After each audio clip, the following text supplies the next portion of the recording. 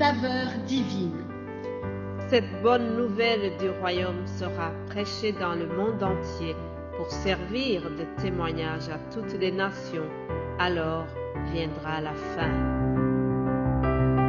Ce pain céleste vous est présenté par Immaculée Niraneza. Shalom, shalom, mes bien-aimés qui écoutez l'émission Saveur divine. Que la paix de notre Seigneur soit avec vous. Je me réjouis de pouvoir encore une fois venir partager avec vous la joie que l'Éternel nous donne, la joie de pouvoir arriver à cette fin d'année, la joie de nous rapprocher de cette fête de Noël, la joie de nous préparer encore aux fêtes de fin d'année. J'espère vraiment que Dieu va nous aider et que nous puissions tous terminer cette année 2023 en beauté, comme nous disons. Alors, vraiment, je souhaite que Dieu fasse du bien à chacun de nous, que Dieu continue à vous protéger et surtout, n'oublions pas que la naissance de Jésus, c'est vraiment quelque chose qui nous rappelle combien Dieu nous a tellement aimés, combien Dieu nous a envoyé un sauveur de l'humanité. Le sauveur de ma vie, c'est Jésus-Christ, le sauveur de toute l'humanité, c'est lui. Et à Noël, nous nous rappelons que Dieu a tant aimé le monde qu'il l'a envoyé afin que quiconque croit en lui ne périsse point, mais qu'il ait la vie éternelle. Alléluia. Alors, pour cette fête de Noël, pour la naissance de Jésus-Christ, il y a des choses que nous ne devons pas oublier. Il y a certaines leçons que nous devons tirer de cet événement. Aujourd'hui, je voudrais vous dire que la naissance de Jésus a été annoncée par les prophètes. C'est une naissance qui était vraiment annoncée plusieurs siècles avant. Le Messie qui devait venir était annoncé par les prophètes. Voyons ce qu'a annoncé le prophète Michée à propos du Messie qui devait naître. Je vous propose de lire dans le livre du prophète Michée, chapitre 5, Michée 5, à partir du premier verset. Le titre de ce texte est celui-ci: Naissance et règne du Messie. Et toi, Bethléem, Ephrata, petite entre les milliers de Juda, de toi sortira pour moi celui qui dominera sur Israël et dont les activités remontent au temps ancien, au jour de l'éternité. C'est pourquoi il les livrera jusqu'au temps où enfantera celle qui doit enfanter, et le reste de ses frères reviendra auprès des enfants d'Israël. Il se présentera et il gouvernera avec la force de l'Éternel, avec la majesté du nom de l'Éternel, son Dieu, et ils auront une demeure assurée, car il sera glorifié jusqu'aux extrémités de la terre. C'est lui qui ramènera la paix. Alléluia. Jésus n'est pas né à Nazareth. Jésus n'est pas né en Cana. Jésus est né à Bethléem comme c'était annoncé.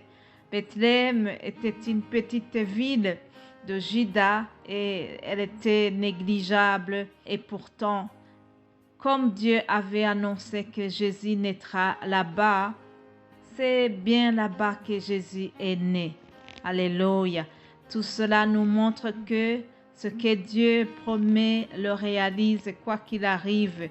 Il n'y a rien qui peut être un obstacle sur ce que Dieu a prévu sur notre vie. Le Messie donc qui devait venir, nous voyons ce qu'on dit de lui au verset 3.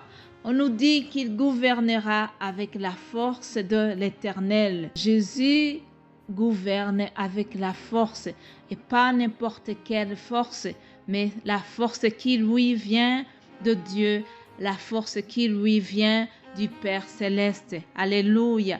Avec sa majesté, du nom de l'Éternel, son Dieu.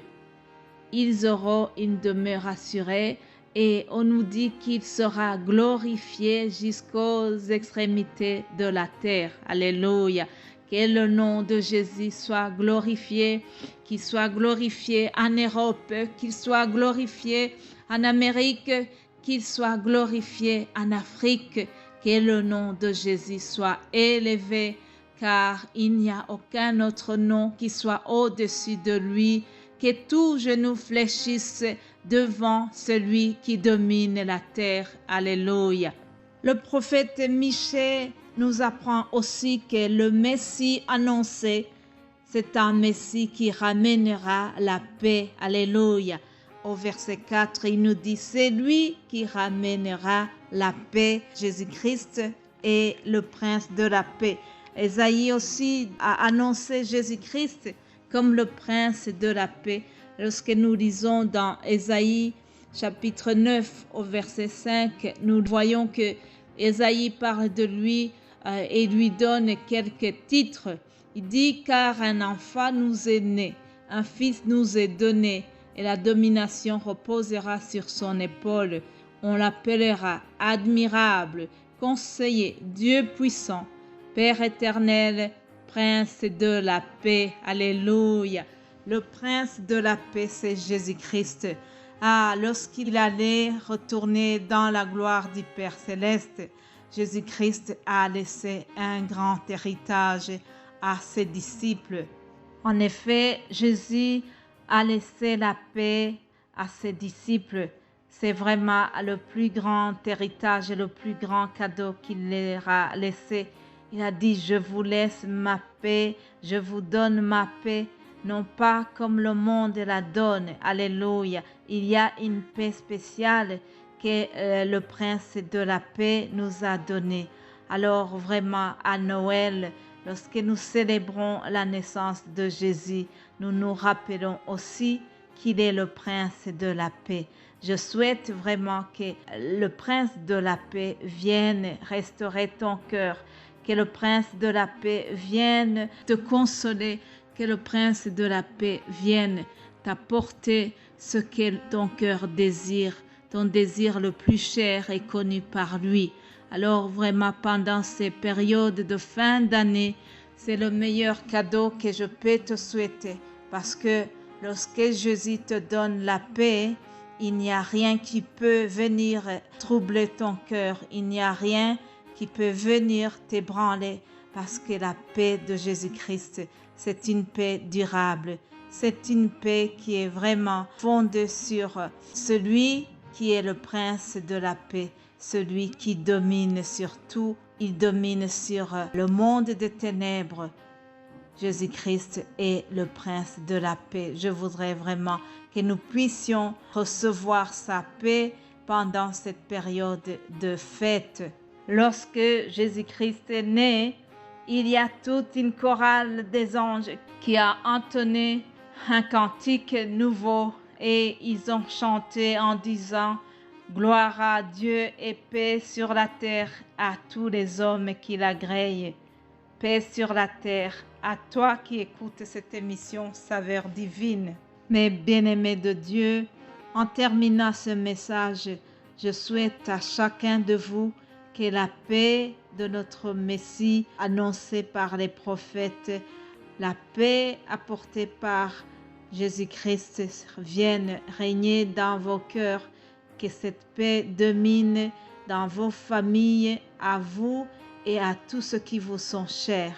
C'est vraiment mon plus grand souhait pour vous pendant ces périodes où nous nous préparons de terminer cette année 2023. Soyez bénis au nom de Jésus-Christ.